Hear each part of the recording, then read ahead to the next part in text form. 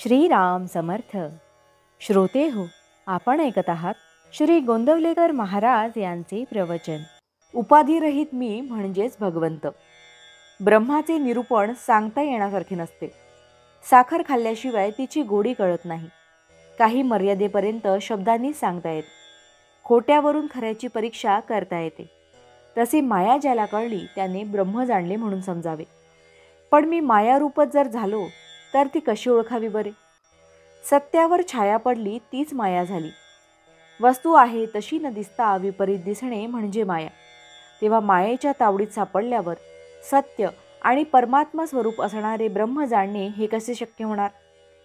जी जगते मरते ती माया, म्हणजे माया ही नासणारी आहे, भंगणारी आहे.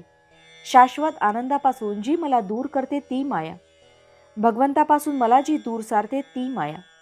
म्हणूनच ज्याने शाश्वत सुख मिळते, जे मायेच्या पकडीतून सुटण्याचा मार्ग दाखवते, तेच खरे तत्वज्ञान होय. एक भगवंतच फक्त सत्य स्वरूप आहे. त्याच्यासाठी जे जे करणे ते सत्य होय.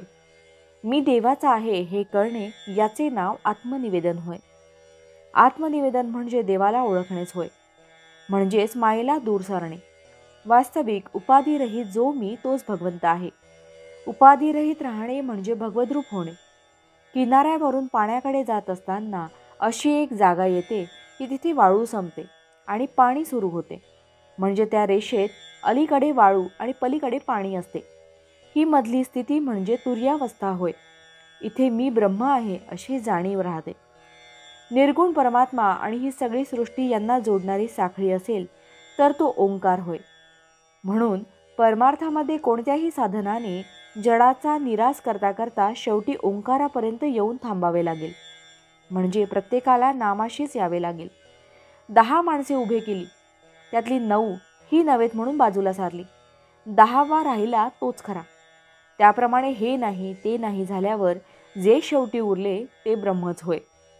भगवंत गीतेमध्ये अर्जुनाला म्हणतात, तू ज्ञानी असशील तर समाधानात राहा, पण तू तसा नसशील तर मग उगीच ज्ञानाच्या गोष्टी सांगू नकोस. आणि कोणाचे तरी म्हणजे अर्थात ज्ञानी माणसाचे ऐक आणि त्याप्रमाणे वाग.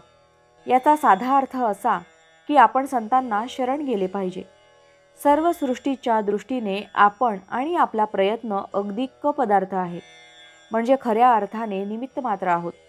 म्हणून आपल्या आयुष्यात आपल्या वाट्याला येणारी चांगली अगर वाईट कर्मे ही ईश्वराचे मनोगत आहे असे समजावे.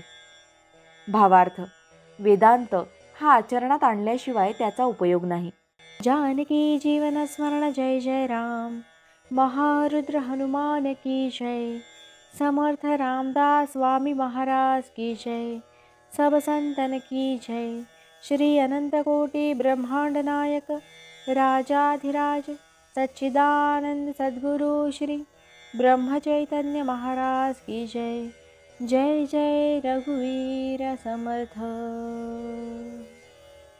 आता आपण 13 वेळा नामस्मरण करूया. श्रीराम जय राम जय जय राम. श्रीराम जय राम जय जय राम. श्रीराम जय राम जय जय राम. श्रीराम जय राम जय जय राम. श्रीराम जय राम जय जय राम.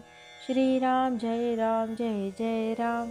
श्रीराम जय राम जय जय राम. श्रीराम जय राम जय जय राम. श्रीराम जय राम जय जय राम. श्रीराम जय राम जय जय राम. श्रीराम जय राम जय जय राम. श्रीराम जय राम जय जय राम. श्रीराम जय राम जय जय राम. जय श्रीराम.